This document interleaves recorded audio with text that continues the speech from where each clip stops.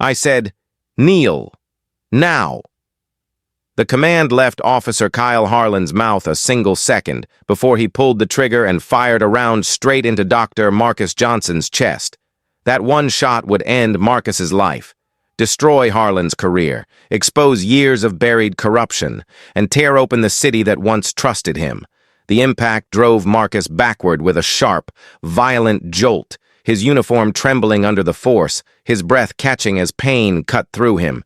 His 10-year-old son, Tyler, recorded the moment with shaking hands because his father had taught him to film anything that felt wrong. The boy's voice broke into the air, thin and terrified, as the man who survived war collapsed in front of him on the asphalt of the hospital where he once saved lives. Before we continue this story, tell me where you are watching from, and if you believe these stories must be heard. Subscribe to the channel and give me a like. What happened next changed America. Marcus had arrived at the Jesse Brown Veterans Affairs that afternoon, wearing the uniform he had earned through decades of service. His weekly post-traumatic stress disorder group had asked every veteran to wear what you earned, and he agreed. He wanted to show Tyler what pride looked like when it was carried with dignity. The boy walked beside him with an easy smile and the simple excitement of a child who had been promised chocolate milk after the meeting. Marcus held his head high. He had fought for this country. He had saved 215 soldiers in Iraq. Today felt steady. Today felt safe. Harlan saw none of that. He pulled into the parking lot with the same suspicion that had guided him for years. Suspicion sharpened by the night a black suspect shot him in the vest 5 years earlier. Suspicion reinforced by supervisors who erased complaints and taught him that fear could excuse anything. When his eyes locked on Marcus, he did not see a veteran. He did not see a father. He saw a man in a uniform he believed did not belong to him. Tyler reached for the car door when the police SUV stopped hard across their space. Harlan stepped out fast, hand on his weapon, posture tense. Marcus raised both hands, calm and steady. He spoke with the clarity of a surgeon trained to stabilize chaos. "Colonel Marcus Johnson, retired. My Veterans Affairs identification is in my hand." He believed truth could settle the moment. He believed reason could reach the man in front of him, but Harlan did not even glance at the ID. "Turn around," he ordered. "On your knees." The words struck Marcus deeper than the weapon now pointed at him. He had knelt on battlefields for dying soldiers.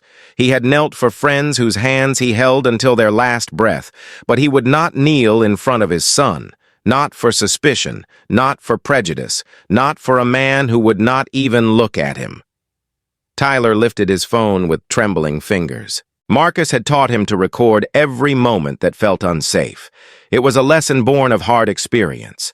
The boy's breath shook as Harlan raised his voice again. Louder, angrier, unable to see the man standing in front of him. Marcus tried one last time, his voice steady.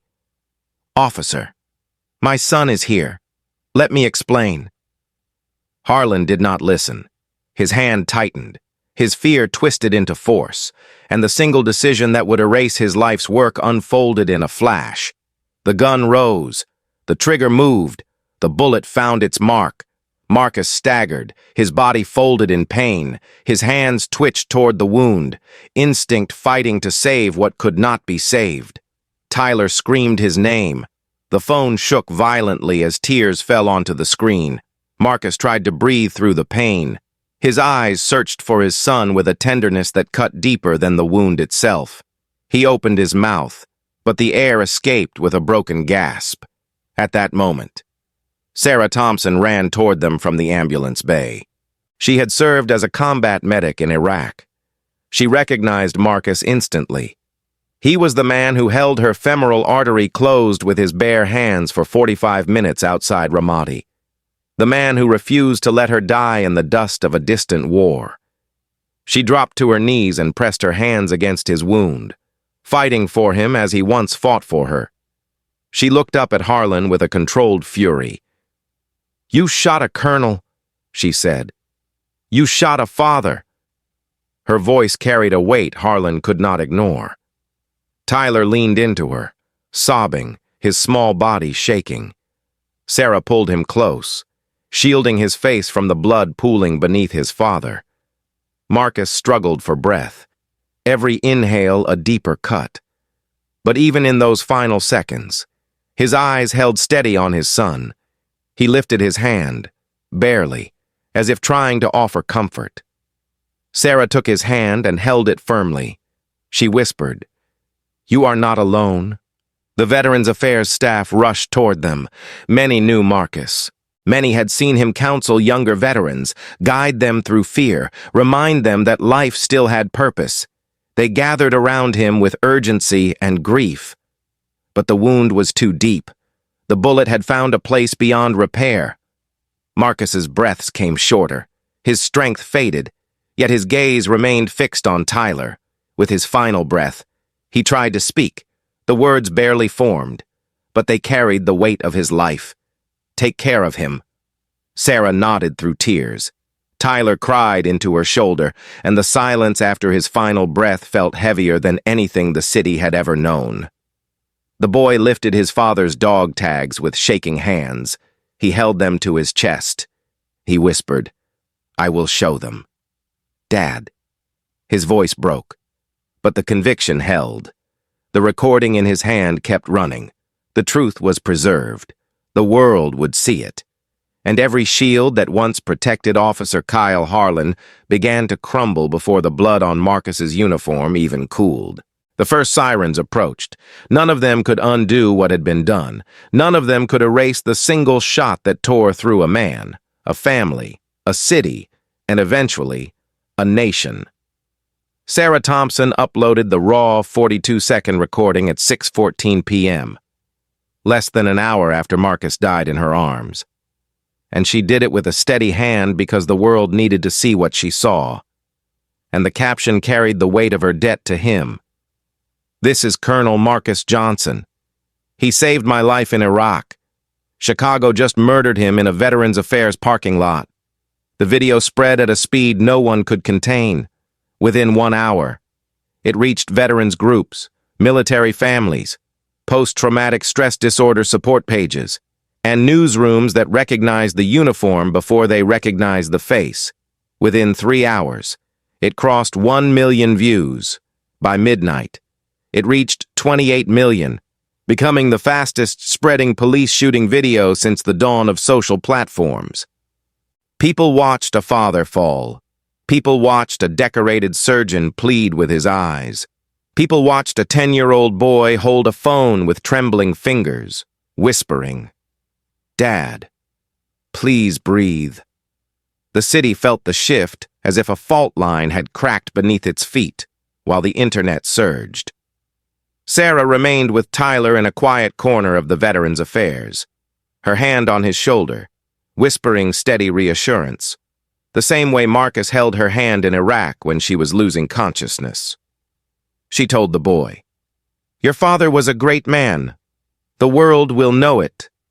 Across the street, Jamal Reed, an independent investigative journalist with a deep following in the black community, arrived within minutes of seeing the video.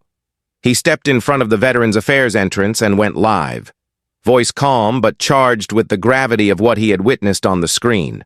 Thousands joined his stream, then tens of thousands. Veterans poured out of the building behind him and spoke into his microphone, one after another, saying Marcus saved them, treated them, counseled them, stayed with them during dark nights when their minds worked like enemies.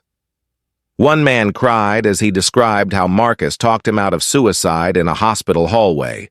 Another described how Marcus stitched him together after an IED blast and then carried him to the medevac because the soldier could not walk. Their voices shaped the nation's first impression, and that impression was unshakable. The man killed on that pavement was not a threat. He was a protector. At Fort Knox, Colonel Lena Johnson received a trembling call from the Veterans Affairs nurse who had known Marcus for years. The nurse spoke slowly, her words breaking. Lena sat down, hands clasped, and listened as she learned that her younger brother, the man she mentored through officer school, the man she protected from childhood adversity, the man she visited every month to help manage his post-traumatic stress disorder, had been shot without cause. She felt the air leave her chest. She did not cry. She stood, walked to her quartermaster locker, pulled out her uniform, and prepared to board the first military hop to Chicago. She called Tyler's name 3 times before the boy answered. His voice was thin. She promised him she would be there soon. She promised him she would not let him be alone for a single hour. And she promised him she would stand for Marcus when he could not, inside Chicago Police Headquarters. The reaction took a different tone. Chief Randall Pierce summoned his command staff and locked the doors behind them. His face carried no grief, no shock, only calculation. He issued a 48-hour media blackout and instructed the department's public information officer to release a single line. Officer involved shooting. Suspect reached for his waistband. He knew it was false. He knew the truth was already online. Yet he clung to the old script, the one that protected him through a decade of scandals. He told the room, "We control the narrative or we lose the city." Captain Victor Lang, head of internal affairs, nodded without hesitation. He had buried 7 complaints against Harlan. He had erased video files, altered timestamps, and intimidated witnesses. Tonight, he prepared to do it again. He requested access to the Veterans Affairs footage. He drafted a preliminary report blaming Marcus's sudden movement. He thought he had time. He did not. Down the hall, Detective Ryan Patel, a man who joined the force with hope and watched it erode year by year, sat alone at his desk reading the same false report Pierce had approved. Patel's stomach tightened as he scanned the words. He clicked open Harlan's internal case file, a file he had never seen in full because it had been restricted above his clearance. Tonight, access errors were failing under system overload. He clicked. The file opened. Dozens of pages appeared, then hundreds. He found 7 excessive force complaints across 5 years, all closed without discipline. He found internal emails from Captain Lang instructing subordinates to resolve without investigation. He found 1 complaint marked witness recanted, though the witness's statement was still attached and directly contradicted the conclusion. And then Patel found something worse. A copy of a civilian's letter stating that Harlan threatened her in a parking garage for speaking too loudly. A letter Lang had classified as frivolous and filed under misconduct exclusions that bypassed oversight. Patel sat back in his chair and pressed his hand over his mouth. He had seen corruption. He had seen misconduct. But he had never seen a file this large, this deliberate, this brutal in its consistency. The shooting of Marcus Johnson was not an accident. It was the final consequence of years of protection. Patel made a choice that would change his life. He plugged in a private drive, entered a passcode only he used, and began copying the file page by page. He saved the emails. He saved the memos. He saved the internal statistics showing that 72.5% of misconduct cases were dismissed over the last 8 years. He saved every detail that proved the system was designed to protect officers like Harlan at any cost.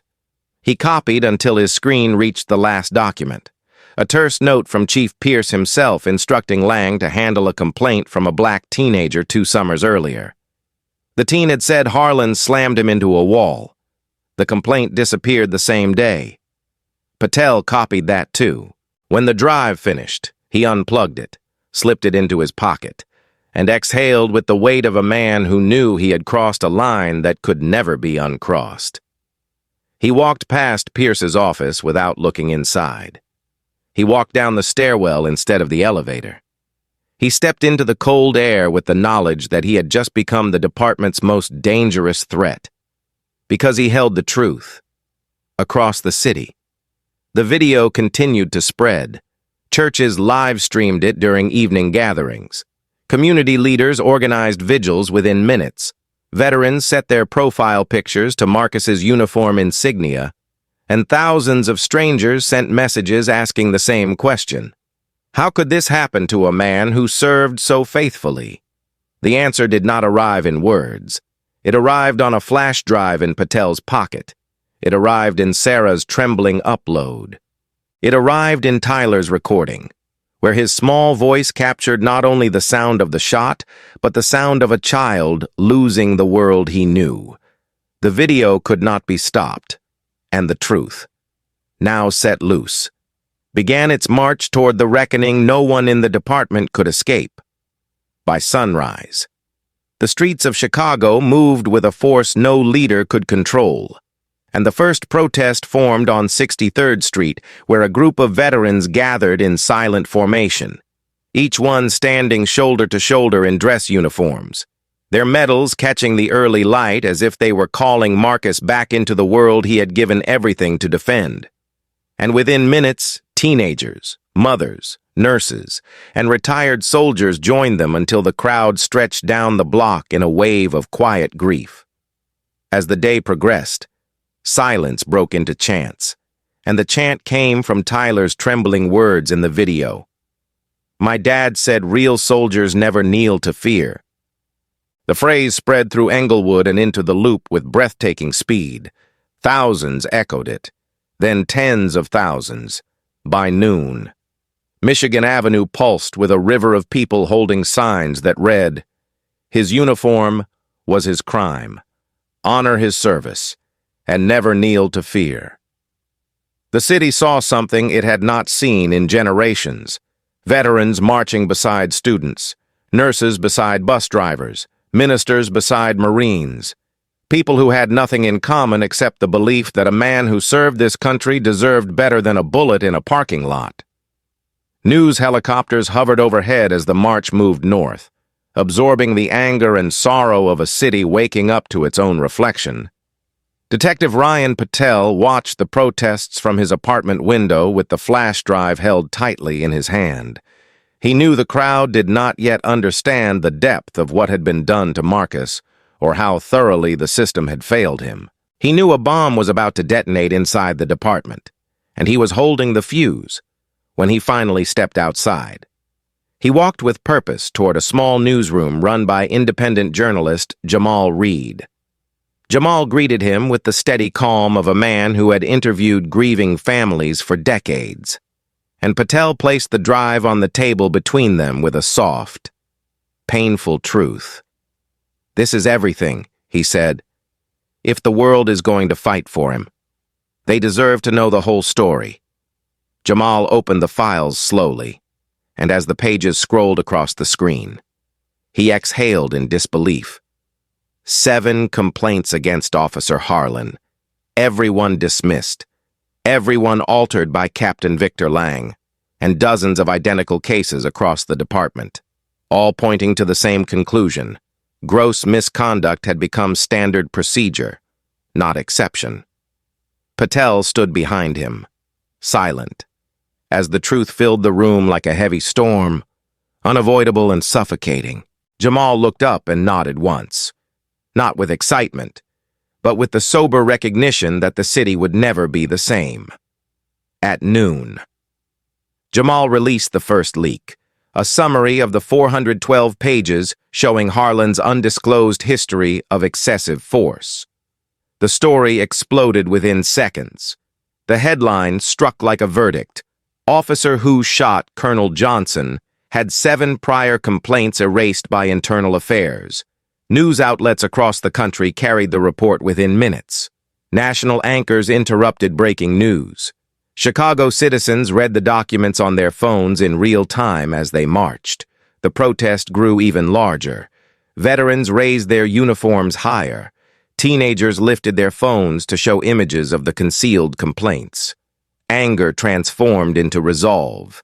The city roared as one. Meanwhile, in a quiet hotel room on Michigan Avenue, 11-year-old Tyler sat on the edge of a bed beside his Aunt Lena, still wearing the same clothes he wore when he watched his father fall. Reporters gently asked him if he wanted to say anything. He hesitated, his small hands twisting together, until Lena whispered, "Speak from your heart." He lifted his chin and said, "My dad said real soldiers stand tall. He taught me to be brave." His voice cracked. He wiped his eyes. Then he added, "He said real soldiers never kneel to fear." The recording aired on every major network within 20 minutes. Protesters heard it on loudspeakers. They repeated it in waves that rolled down State Street like a command from a fallen leader. Tyler's words became the pulse of the movement. Harlan, suspended with pay, hid inside his home on the northwest side as protests surged 3 blocks away. His wife packed bags for their children, their faces pale with fear as they listened to people chanting Marcus's name. She confronted him with the first question no one in the department had dared to ask. "Why did you shoot him? He showed you his ID." Harlan had no answer. His mind replayed the moment again and again, looking for justification. But none came. The weight of the video pressed down on him. The weight of the files leaked online crushed the last illusion that he could hide. His wife left before sunset. She took the children with her. Harlan stood alone in his silent house, the distant echo of protest chants rising like a verdict through the night. Across the city, the mayor's office scrambled. Mayor Evelyn Sutton held an emergency meeting with her advisors as crowds blocked the entrances to City Hall. She wanted the protests to die down. She wanted the city to stabilize. She wanted to protect her political brand. She told her staff to find a legal angle to blame Marcus for non-compliance. But every attempt failed. The video contradicted her. The documents contradicted her. The public contradicted her. Her power, once unquestioned, now seemed fragile under the weight of a truth she could no longer control. At Chicago Police Headquarters, Chief Randall Pierce and Captain Victor Lang confronted the fact that the city was turning against them. Pierce demanded to know who leaked the files. Lang insisted they could still contain the damage, but their voices carried no confidence. They knew the walls were closing in. Pierce stared at the television as Jamal's next leak rolled across the screen. Internal statistics showing that 72.5% of misconduct cases had been dismissed over the last 8 years. The number hit the city like a tidal wave. Protesters shouted it through megaphones. News anchors repeated it with disbelief. The number became a symbol of everything the department tried to bury. While the city shook, something remarkable unfolded inside the growing crowd. Veterans began distributing copies of Marcus's service record. Teenagers carried posters of his medals. Elderly veterans saluted his photograph as if he were still with them. A line of active duty soldiers, on leave, marched silently down LaSalle Street with their uniforms pressed and their faces set with quiet determination. They carried no signs. They did not chant. They walked to show the public what honor looked like. Throughout the day, more people joined. Nurses from the Veterans Affairs, firefighters from neighboring districts, teachers who remembered Marcus giving guest lectures on trauma care, strangers who watched the video and could not forget Tyler's cry. By late afternoon, the march reached Michigan Avenue with a strength that shook the city to its core. The chants rose above the skyline.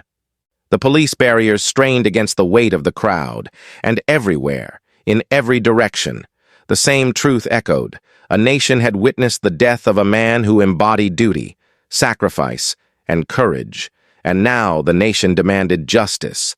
As the sun set over the city, the protests showed no sign of fading. They grew brighter, louder, stronger, and the city understood that the death of Colonel Marcus Johnson was no longer a story. It was a turning point, a force that would not be silenced, a spark that would lead to a reckoning far greater than anyone inside the department had ever imagined. Federal agents arrived before dawn as Chicago struggled to contain the force of its own outrage, and the FBI's quiet entry marked the first fracture in the blue wall that had protected the department for years. because the moment agents stepped into the homicide unit and requested every document tied to the shooting. Chief Randall Pierce understood that the ground beneath him had shifted forever. He tried to appear calm, but his voice carried strain as he insisted the investigation should remain internal. The FBI supervisor responded with a simple sentence that ended the argument. The video speaks for itself. Chief, agents collected Harlan's service weapon, seized the patrol vehicle, pulled digital logs, and removed entire computer towers from internal affairs. Staff stared as their screens went dark. A silence spread through the building as realization settled in. This case no longer belonged to Chicago. It belonged to the United States government. Detective Ryan Patel arrived with steady resolve, knowing he carried something the FBI needed. When he placed the flash drive on the table, the lead agent opened the files and leaned back in his chair as the weight of the content pressed down on him. The documents told the story of a department conditioned to hide its own violence. Files altered, complaints erased, patterns unmistakable. Patel spoke softly, his voice carrying both caution and conviction. "If I stay inside this building, the truth dies with me," he said. "I am giving you everything because Marcus deserves the full truth." The agent nodded and placed a protective detail on Patel without hesitation. Patel's choice carried enormous risk, but it transformed him into the central figure in a growing federal case across the city. Journalist Jamal Reed prepared his next release, audio recordings from a whistleblower with access to the command staff. The recordings captured candid conversations between Chief Pierce and Captain Victor Lang, discussing how they had cleaned Harlan's record 5 separate times. The tone in the audio was casual, as if erasing evidence were part of daily routine.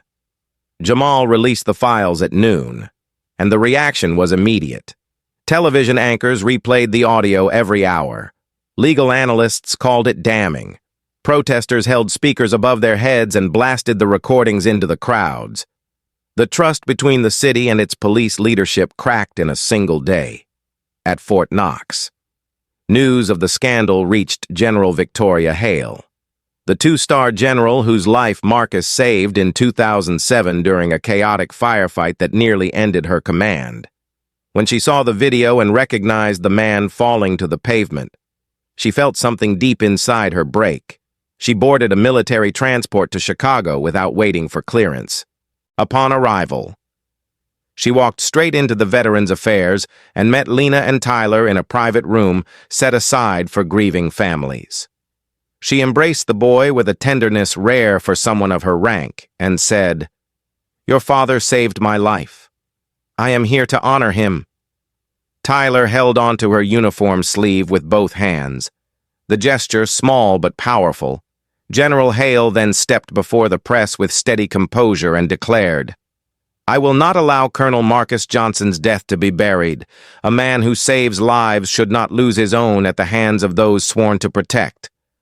Her presence shifted the national conversation. A general had entered the fight. The military now stood beside the protesters. Meanwhile, Chief Pierce returned home to find his younger brother, Daniel Pierce.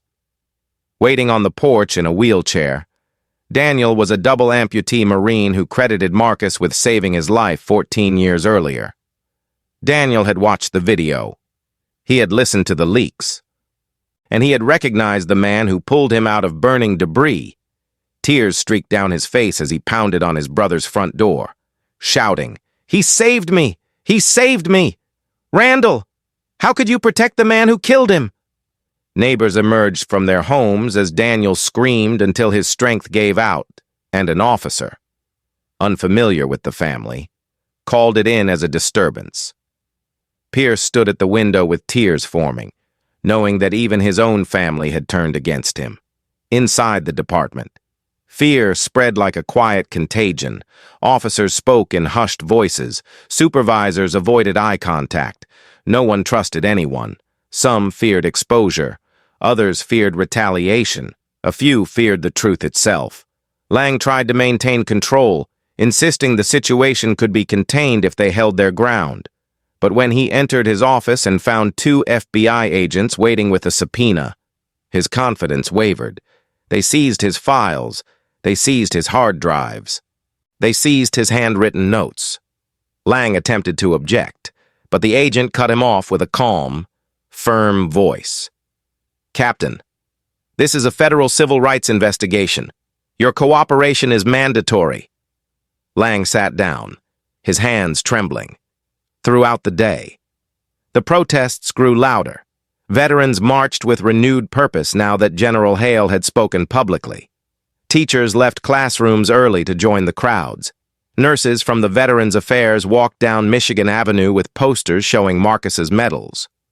Tyler's words from the video replayed on large screens set up by community groups. Every corner of the city echoed with the same painful truth. Chicago had killed one of its own heroes. By late afternoon, the mayor's office entered crisis mode. Mayor Evelyn Sutton held an emergency televised address. Her tone was stern but hollow. She offered sympathy but no accountability. She blamed miscommunication, community misunderstanding, and tensions inflamed by social media. The public rejected every word. Protesters responded with louder chants. Journalists pressed her on the leaked documents. She dodged every question. Her approval numbers collapsed in 48 hours. Her influence waned as the federal investigation gained strength. Hours later, the FBI held a quiet briefing with the U.S. Attorney's Office. Patel's files and the leaked audio were now part of an official case.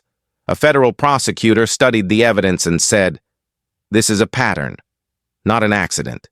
This goes far beyond one officer." The investigation was no longer about a shooting alone. It was about a city's system of silence. That night, General Hale stood outside the Veterans Affairs with Lena and Tyler as thousands gathered for a candlelight vigil. She placed her hand on Tyler's shoulder as soft light flickered across the crowd. The boy's small face reflected the grief and strength of a nation. Hale whispered, "Your father's story will be told, and the truth will stand." And for the first time since the shot that shattered his world, Tyler believed her, because the cracks inside the blue wall were no longer cracks. They were fractures spreading faster than anyone inside Chicago Police Headquarters could repair. The truth had broken through, and the reckoning had begun.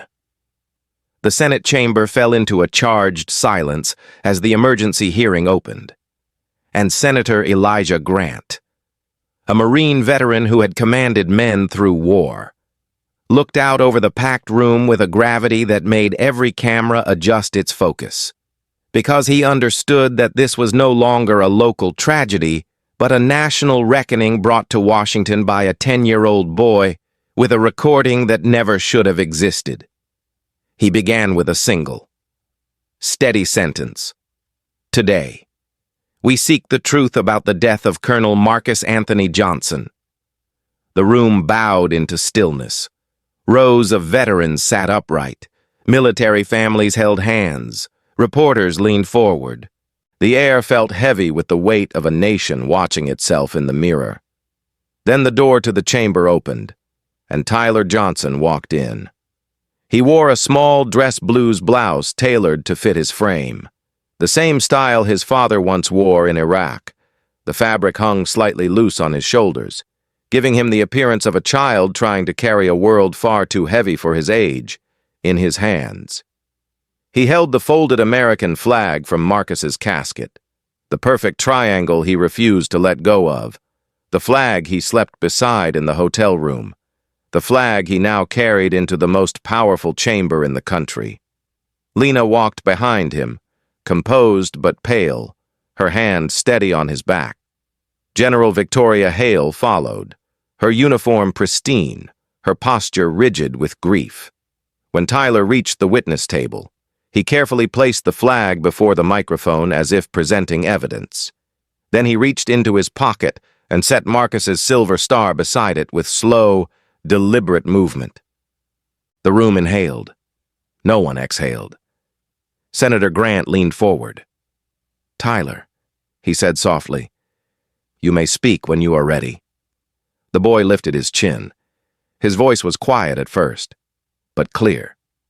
"This is what my dad earned with his blood," he said, touching the metal. Officer Harlan would not even look at it. A wave of emotion spread through the chamber. A Marine veteran in the gallery wiped his eyes. A journalist lowered her camera for a moment to gather herself. Tyler continued, voice trembling but steady enough to reach millions. "My dad taught me to be brave. He taught me to stand tall. He told me real soldiers never kneel to fear. He was not a threat. He was my father." His words echoed across the room and through every television broadcasting the hearing live. Senator Grant closed his eyes briefly, as if absorbing the pain of a nation in one breath, when Tyler stepped down. The chamber stood in a spontaneous, silent salute that lasted nearly a full minute. Next came the testimony of Detective Ryan Patel. For his safety, he appeared behind a screen with only his silhouette visible. His voice, calm but subdued, carried the exhaustion of a man who had lived too long with truth he could not speak. He detailed the misconduct statistics, the buried complaints, the falsified reports, and the explicit instructions from Captain Victor Lang to resolve without investigation. He described the night he found Harlan's full file and the fear he felt copying it, knowing he could lose his career or his life. When asked why he did it, Patel answered quietly, "Because Colonel Johnson deserved the truth. Because the city deserved the truth. Because I could no longer live with what I saw." His testimony drew murmurs throughout the chamber. Lang's name, repeated again and again, became synonymous with corruption. Chief Pierce's directives surfaced in Patel's recounting, painting a picture of a system designed to fail the vulnerable and protect the violent. As Patel finished, Senator Grant announced that financial evidence had just been released to the committee. Bank records displayed on the projection screens revealed that Mayor Evelyn Sutton had accepted more than $1 million in contributions and unreported payments from private security firms in exchange for suppressing misconduct cases that threatened their government contracts. The revelation stunned the chamber. Sutton, once a rising political figure, watched from her office as every major network displayed the documents. Her staff froze. Her phone lit up with calls she refused to answer. Her future collapsed in the span of a single paragraph read into the record. The hearing continued as pressure built. Senators demanded answers from Chicago officials who struggled to maintain composure. One senator looked across the panel and said, "This is not one officer. This is a system." The phrase spread instantly. News banners repeated it. Protesters outside the Capitol shouted it into the cold air. The hearing had become more than testimony. It had become judgment. Then, halfway through the day, the doors opened again, and an unexpected figure entered. Officer Kyle Harlan. He walked quickly down the aisle in a suit that did nothing to soften the tension around him. He was not scheduled to testify. He claimed he had come to correct the narrative. Whispers rippled through the chamber. Senators stiffened. Reporters raised their cameras. Security moved into position. Harlan reached the table and began to speak in a voice already failing under pressure. He repeated the phrases he had been taught. He claimed fear. He claimed confusion. He claimed a sudden movement despite the video proving otherwise, as he struggled through his statement. An aide rushed to Senator Grant's side and whispered urgently. Grant nodded once. He lifted his hand. "Officer Harlan," he said firmly, "please stand." Harlan, confused, rose from his seat. At that exact moment, the side doors opened and two United States Marshals walked in with determined purpose. The room froze, the cameras zoomed, and millions of viewers watched as the Marshal announced, "Kyle Harlan, you are under arrest for second-degree murder and violation of federal civil rights statutes." Harlan's face lost all color. He took a single step back. He tried to turn away. The marshal took hold of his wrist. The cuffs clicked. The entire nation saw the moment his career ended. The chamber erupted in gasps. Some cried out in relief. Others covered their mouths in shock. Lena held Tyler close as the boy watched the man who killed his father being led away. Senator Grant struck the gavel once and said, "Let the record show that accountability begins today." General Victoria Hale testified next, her voice steady and solemn as she recounted the day Marcus saved her life in 2007. She described his courage, his discipline, his loyalty. "We lost a hero," she said, "not in war, but at home. And this nation must decide what that means." The room fell into absolute silence. As the hearing closed, Senator Grant delivered a final statement that would be quoted for years. "Justice does not return a life, but justice protects the living." Colonel Marcus Johnson gave his life to this nation. Today, this nation begins to repay that debt. The cameras continued rolling as he ended with a call that echoed from Washington to Chicago. Let this be the day the system begins to change. And with those words, the reckoning moved from the streets into the halls of the United States government, unstoppable and irreversible. The verdicts and confessions that followed the Senate hearing brought the city to a standstill, because accountability arrived not in whispers or quiet settlements, but in a wave of consequences so swift and so sweeping that no one inside Chicago's power structure could outrun it. And the first to fall was Officer Kyle Harlan, who stood before a federal judge in a silent courtroom as the jury returned with a unanimous decision of guilt for second-degree murder and violation of civil rights statutes. A verdict that carried the full weight of the nation's anger. The judge, firm and unyielding, sentenced him to 25 years with no possibility of parole. Harlan closed his eyes as the words landed with a force greater than any bullet he had ever fired. His wife attended the sentencing only to deliver a final message through her attorney. She was filing for divorce. Their children, already moved out of state, petitioned to change their last name. The man who once hid behind a badge, confident the system would protect him, now stood handcuffed, small, and alone as deputies led him away. The silence in the courtroom was absolute. There was no satisfaction, only solemn gravity. The second collapse came from the top. Chief Randall Pierce, superintendent of Chicago Police, had spent years cultivating the image of a steady leader who defended his officers against public criticism. But as federal agents uncovered document after document showing deliberate cover-ups, altered reports, erased complaints, and falsified statistics, Pierce's future narrowed to a single path. The night before his scheduled testimony before the grand jury, he drove to a remote parking lot on the south side and left his engine running. He wrote a 14-page suicide note describing every buried case, every order he gave to protect officers like Harlan, every manipulation of public trust. He named victims the city had forgotten. He confessed to pressuring internal affairs to close files before investigations even began. He ended with a single sentence: "I failed this city," when police found him. The news spread in seconds. Protesters lit candles outside headquarters. Some cried, some stood silent, some walked away without speaking. His death did not slow the investigation. It accelerated it. Captain Victor Lang, head of internal affairs, architect of the erasures, and the man whose signature appeared on every sanitized file, became the next target. He watched the hearings from his home, aware that his name had already been spoken by Patel, by journalists, by federal prosecutors, as agents entered his office to seize documents. Lang's confidence cracked. His trial was quick. Witness after witness testified about intimidation, altered statements, and pressure to mark cases unfounded. Patel's files showed timestamps changed by Lang's direct instruction. A civilian described being threatened after filing a complaint.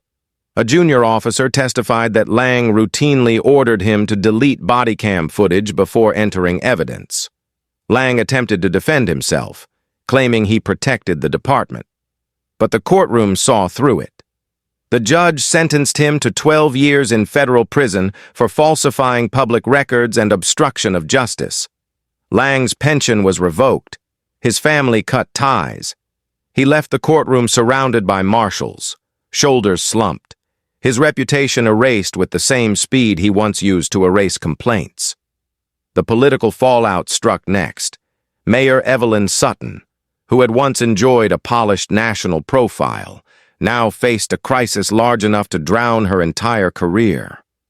Federal prosecutors presented the bank records that emerged in the Senate hearing, evidence of unreported payments, political favors, and contributions routed through private security firms in exchange for burying misconduct cases that threatened lucrative contracts. Sutton denied everything at first, insisting she was the victim of political sabotage. But her staff abandoned her. Her allies distanced themselves. The evidence was too clear. The day she was escorted out of City Hall by investigators, protesters lined the streets, silent and resolute. She resigned under pressure, within weeks. She faced 18 felony counts, including bribery, conspiracy, and obstruction. Her attempt to negotiate a plea deal failed. She disappeared from public life and eventually fled to Florida under an assumed name. A stark fall for a woman who once dreamed of higher office.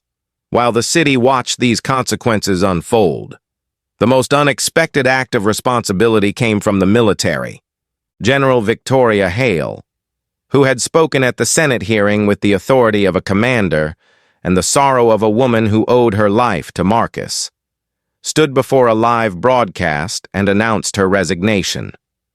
She removed her stars and placed them on a small oak table before her. Her voice was steady, but her eyes carried unmistakable grief. "I cannot hold these stars if this nation does not protect the men and women who earn them," she said. "I resign so Congress will act." Her decision stunned the Pentagon. Her departure ignited political pressure that no administration could resist. Congress responded within weeks, passing the Marcus Johnson Protection Act, a sweeping reform bill requiring mandatory body camera use for all officers receiving federal funds, implicit bias and de-escalation training, federal oversight boards with subpoena power, standardized reporting of all excessive force complaints, a national misconduct registry to track repeat offenders, and a new system for civilian review with the authority to refer cases directly to federal prosecutors. The bill passed with overwhelming bipartisan support. Veterans groups testified. Tyler's words appeared in campaign speeches, and newspapers across the country called it the most significant civil rights legislation involving policing in a generation. Chicago, shaken by the magnitude of its own revelations, began its own transformation. The interim police superintendent launched hundreds of internal audits. Officers under investigation faced renewed scrutiny. The city reopened dozens of old cases. Families previously ignored were contacted and informed that their complaints were now part of a federal review. The public watched each step with caution, hope, and the memory of Marcus's final moments seared into their minds. Through all of this, Tyler remained at the center of the national conversation. Though not by choice, he appeared once on camera, standing with Lena and General Hale, to express gratitude for the public's support. He said only a few words, each one quiet but deeply felt. "Thank you for standing for my dad." He would want everyone to keep going. After that, Lena shielded him from the cameras. The boy had already endured enough. The city changed. The nation changed. But none of it returned Marcus to the world he served. None of it gave Tyler his father back. And yet, as the sentences fell and resignations shook the foundations of power, people across the country understood the same truth. Marcus Johnson's life did not end in silence. It ended in a reckoning that reached every corner of the system that failed him.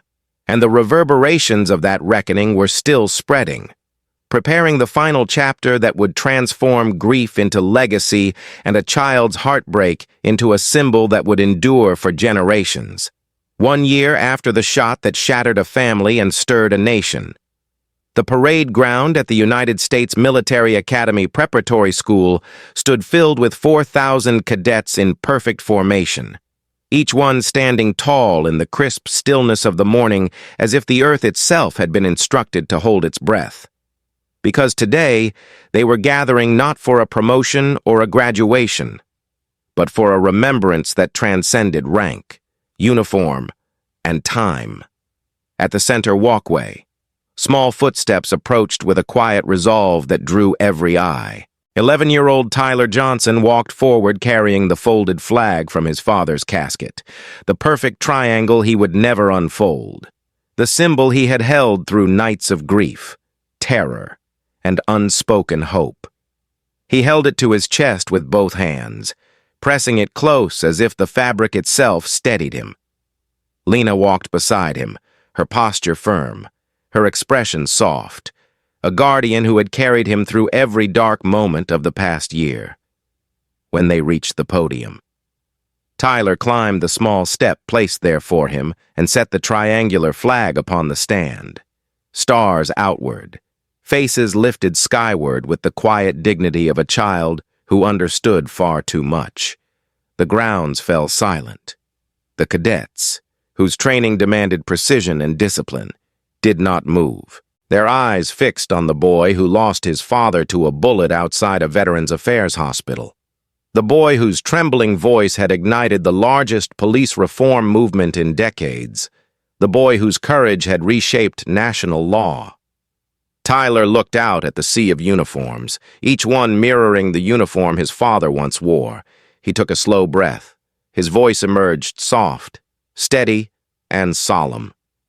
"Before I speak," he said, "I ask for 1 minute of silence, for my father, and for all who protect us." The command, spoken gently, carried the authority of pure sincerity. 4,000 cadets bowed their heads as one. The silence that followed felt sacred. Birds fell quiet, wind stilled. The only sound was the soft rustle of flags along the perimeter. Lena placed a hand on Tyler's back. General Victoria Hale, now retired, stood behind them in civilian clothes, hands clasped, her grief woven into her strength. As the minute neared its end, Tyler lifted his face, and the grounds lifted with him. On his signal, 4,000 voices answered, firm and unified. "For those who protect us." The words echoed across the Hudson like a vow. Tyler's speech continued in a tone that held both the innocence of childhood and the solemnity of a survivor. "My father believed in service," he said. "He believed in protecting people. He saved lives in war. He saved lives here at home. He taught me to stand tall. He taught me to be brave. He taught me that when something is wrong, you speak." He touched the flag lightly, as if reminding himself of its weight. 1 year ago, my father died because someone saw his skin before they saw his uniform, because someone feared him before they respected him. But my father stood tall until his last breath. And today, because of him, this country stands taller too. A ripple of emotion moved through the formation. Some cadets blinked back tears. Some tightened their posture. Some looked toward the horizon, steadying themselves against the swell inside their chest. Tyler continued with quiet determination. "My father told me real soldiers never kneel to fear. He lived that lesson, and I will carry it for him." Lena's hand pressed gently against his shoulder, a silent anchor. The ceremony shifted as the superintendent stepped forward to announce the creation of the Marcus Johnson Scholarship, a program funded by donations from veterans, citizens, and families across the country. Each year, he said, his voice resonant, 85 full scholarships will be awarded to children of minority veterans who seek to serve their country, either in uniform or through community leadership. This is the legacy of Colonel Marcus Johnson, a legacy of courage, a legacy of sacrifice, a legacy of service. Tyler listened with wide, steady eyes. The weight of the legacy did not overwhelm him. It strengthened him. Then a large photograph was revealed beside the podium. It showed Tyler on the day of Marcus's memorial service, clutching the triangular flag against his chest with both hands as tears ran silently down his cheeks. The image was titled simply, "The Triangle." Beneath it, engraved in brass, were the words now posted across every U.S. military installation, "Never again." Cadets saluted the image. Journalists took photos. Veterans bowed their heads. The moment carried the power of a national promise. As the ceremony continued, the superintendent announced sweeping changes in Chicago. Disciplinary investigation rates had risen from 27% to 94%. Oversight committees now held subpoena power, and new laws ensured that every case of excessive force reached automatic review. These numbers were not statistics to Tyler. They were proof that his father had not died in vain. When the superintendent stepped back, Tyler moved to the microphone one final time. He spoke softly, yet his voice carried across the grounds. "My father died on his feet so the rest of us could stand taller." The words lingered in the air, held steady by the collective strength of the thousands standing before him. When he finished, he stepped down from the podium with slow, careful steps. Lena placed her arm around his shoulders. He leaned into her with a trust that had grown over a year of pain and healing. They walked together across the field as the cadets parted to form a wide aisle. Every cadet saluted as Tyler passed. Some saluted with trembling hands, some saluted with fierce precision, all saluted with respect. As they reached the far end of the field, Tyler looked up at Lena with a small, genuine smile, the first true smile she had seen since the day his father died. In that moment, she felt the quiet truth that anchors every story of loss. Healing does not erase pain, but it allows life to rise again through it. Marcus was gone, but the shot that killed him woke a nation, reshaped its laws, and built a legacy that would endure long after flags faded and photographs aged. And in the steady steps of a boy carrying his father's folded flag, the nation saw not only grief, but hope, and the beginning of a new future his father never lived to see, but helped create. Thank you for listening. If this touched your heart, subscribe, like, and help this story reach more people.